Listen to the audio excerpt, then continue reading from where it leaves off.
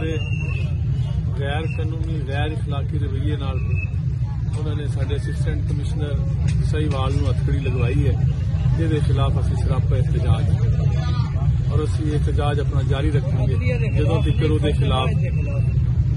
उहदे खिलाफ सख्त एक्शन मोहम्मद नईम सिविल जज के खिलाफ नहीं होएगा।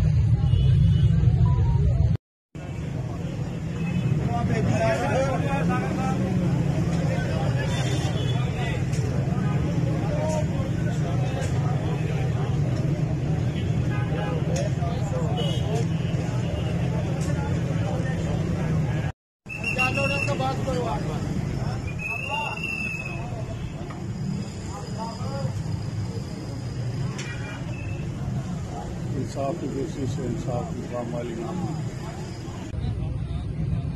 सिविल जज सहीवाल की तरफ से एसी साहब के साथ ज्यादती और इंसाफ की पामाली के खिलाफ हम लोग सरापा एहतजाज हैं। इस वक्त आपका मुतालबा क्या है? जब तक ट्रांसफर ना हो हम यहीं बैठे रहेंगे।